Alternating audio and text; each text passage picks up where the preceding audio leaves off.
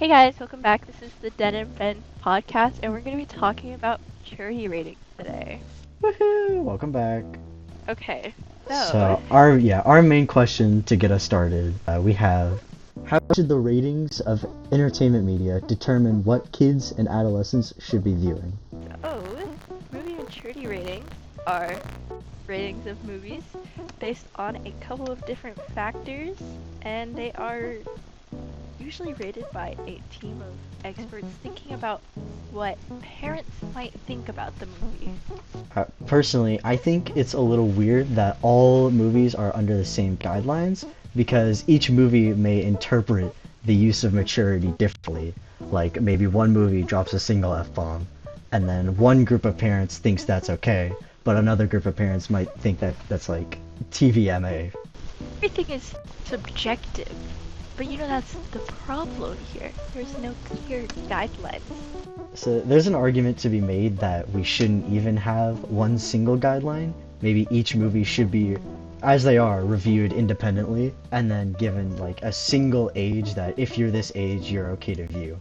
Yeah, the current ratings for movies are G for general audience, PG for parental guidance, PG-13 for parents strongly suggested, no, cautioned. Parents strongly cautioned. R for restricted, and NC-17 for clearly adults. But of course, it's different for TV shows. Who knows why? TV shows are for TVY, which is all children, TVY7, which is directed to older children, TVY7FV, which is directed to older children with fantasy violence. There's TVG, which is general audience, TVPG, which is parental guidance suggested, TV14, parents strongly cautioned, and TVMA, mature audiences only. It's a lot of it's a lot of caution rather than one single quota that if it's this mature, it gets this rating. Which is why I feel each movie should have, depending on what the themes in it are, it should have its own rating. So based off of that, movies are typically rated based off of mostly mature themes, language, like violence, nudity, drugs, stuff like that. So you think they should be individually based off of those? Like if one movie has nudity, but to a different extent? I feel like if you're going to try and make a guideline, then you want as rigid a guideline as you possibly can. Like, if there is this level of nudity for over 1 minute and 30 seconds, it gets this rating. Otherwise, it can qualify for a lower rating. The way this first started, there were different ratings, and of course we have accommodated for what we have just said. So, first started as G, M, R, and X, and we are currently at G, PG, PG-13, R, and NC-17. 4 sections is definitely too little for maturity ratings, because humans aren't developed in 4 sections. Because you go from infant to a little slightly older child to elementary school, and then you got levels of middle school, levels of high school. All continuous. It's not really. Yes, it's phases, but it's also there's an overlap. Right. It's continually evolving rather than just one. Yeah. Suddenly now you can watch this movie, or suddenly now you think this way. Guidance is so broad of a term. I mean, what do you even think parental guidance really means? Exactly. Parental guidance could be you have a parent in the movie asleep, or you have someone watching it the entire time, telling the child exactly what the themes mean and why they chose to bring them up. Of course, kids can go to rated R movies if they have a guardian with them. So should the guideline of the movie be you're not allowed to bring kids under this age at all? I think if you're having to put a restriction on your movie, then the child shouldn't be viewing the movie anyway. Yeah, so how should it? Yeah, if we want to make an honest, strict set of guidelines, then we can go with this new one we've developed. For example, from birth to 3 years of age, in movies there has to be no violence at all, basically just baby stimulation, and there's nothing offensive, period. Because these children, they're just out of the womb, don't have any concept of what violence may or may not be, and anything in those movies can heavily influence the way that they act, inside and outside of the home. Yeah, whole debate in psychology actually if behavior is based off of nature or nurture, so it's like how you're brought up versus biologically, but if children are predisposed to violence in movies, we can guess that they will be more violent as they grow up. It's all kind of statistics and probability, so why chance it? Yeah, high probability. And after 3 years of age to 8 years of age, they're starting to understand a little more. They can have a little bit of cartoon violence, but ultimately nothing aggressive, and there's no suggestive or aggressive themes. Because maybe age 5, age 6, they can start getting into some conflicts at school. When they get to ages 8 to 12, they can start to get to some more serious themes because they may start actually seeing people in their life experience these, like oppression, abuse, regret, but they ultimately should be more as undertones rather than the actual main plot. That's like beginning of middle school.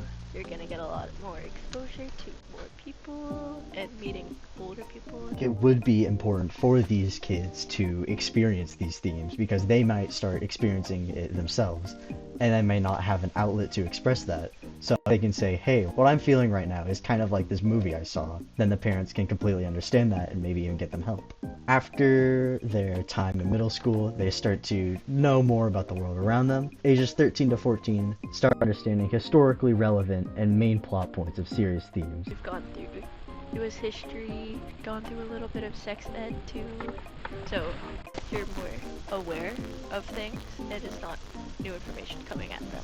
Right, if school is starting to catch up with mature themes, then their entertainment, like movies and games, should be able to catch up too, so that they can have a little more fun. As they mature into high school, they can start experiencing more personal themes like depression, loss, even violence.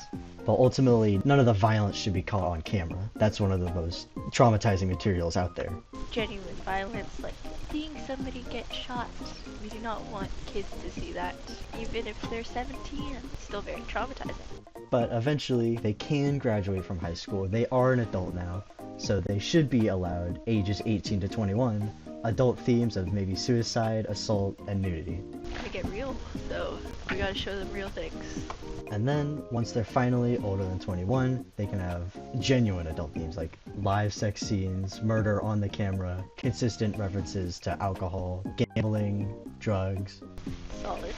I think going with like the current one, if there was parental guidance with kids based off of our rating system, do you think that it should change a little bit? I think that if parents are watching them with their kids and they are willing to explain what some of these more mature things might mean in a safe space, then they should be able to maybe step up a rating. But don't take a 3-year-old to go see like a 12-year-old movie or a movie for 12-year-olds. For example, if we went and saw The Sound of Music, children would be able to enjoy that movie perfectly fine. However, it would take a more mature mind, a more knowledgeable mind, to convey the messages they're trying to give with the theme of Nazis in the movie and having to escape from Austria. There's also, that one kissing scene that we saw. Exactly, there's also heavy romance scenes, there's gun violence. Nothing's shot, but there's still a threat of murder. On the topic of violence, we talked about this a little bit earlier. There is fantasy violence as opposed to real violence. This is the one thing I will give current media ratings credit for. They do separate fantasy violence from real violence, and I think they have a valid point there. Because fantasy violence, you can manipulate it any way. You can just have like a cartoon knife going into their arm, and nothing happens other than a small ouch. But if they're hurt in real life, then they will give blood, which some people are very queasy about that. Cartoon movies. I know Disney is making their cartoon movies into live action movies. Should the live action movies have a different rating than the cartoon ones? Because, there's real people involved, etc. Actual mild violence. Of course, it's still for kids, but there's real people, real loss. Should it be different? Or should it be the same? So if it's the same themes, then I think it can stay the same, because ultimately they are fictional characters, and you can view it that way. However, if it does have fight scenes and characters can get injured, then it should be taken a step up, because it does evolve in a sort of way from fantasy violence to real violence. Because say you have a war documentary, even though that might be a fictional representation of it, it's still a real event and it's real people getting hurt. Real people getting hurt is totally different than cartoon characters running into the wall or something. Exactly, like a Looney Tunes pop sound effect. Yeah. On the topic of cartoons, actually, video games have a strange rating system going on. First-person shooter games are not as highly rated as I thought they would be. Yeah, naturally, you see movies and TV shows, if they even make a reference to a gun, their rating instantly shoots up.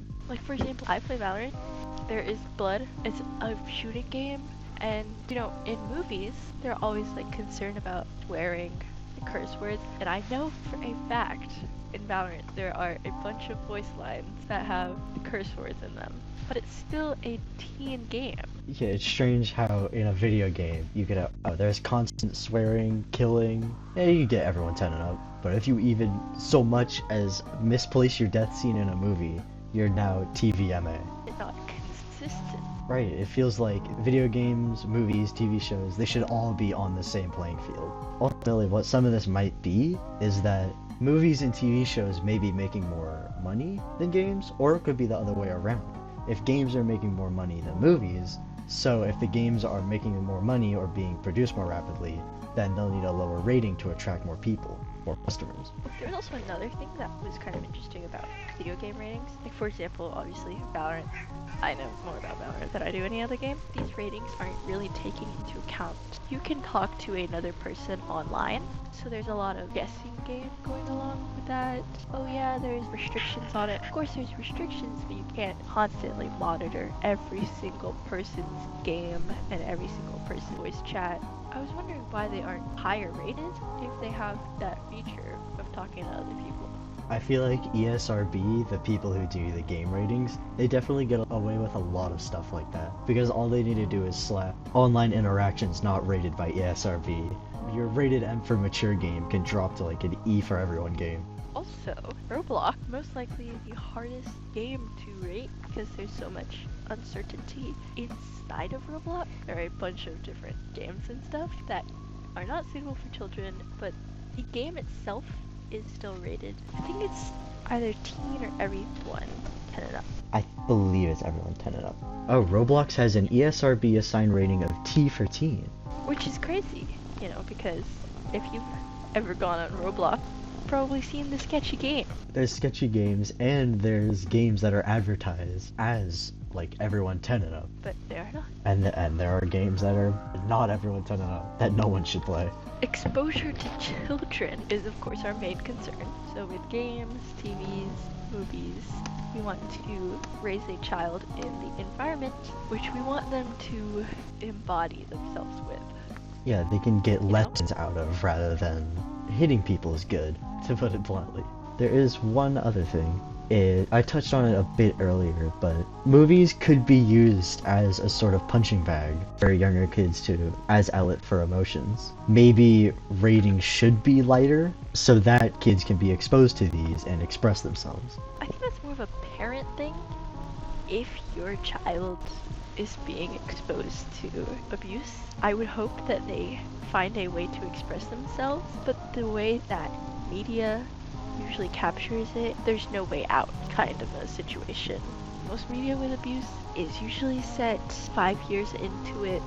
They just can't stop the cycle.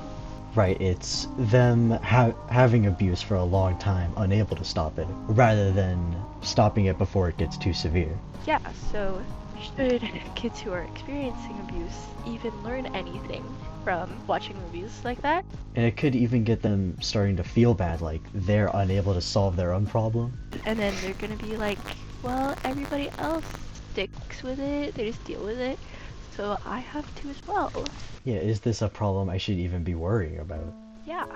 Yeah, the fact that all of this is so wishy-washy, that there's so much stuff, even with a new guidelines, movie ratings and game ratings can still get away with, it shows all of this really needs to be reworked. Yeah, there needs to be more structure and more stability in ratings, more consistency all across. Video games, TV, any form of media. I see two ways out of this, honestly. There's either All forms of media, books, games, TV shows, movies, etc., adopt the same very rigid guidelines of kind of quotas where if your movie has X number of things, then it gets this rating. And if anything greater than that, anything lower than that, it gets this rating. Or, number two, every piece of media gets reviewed individually and is given a set age minimum. You must be this old to enter this ride, basically.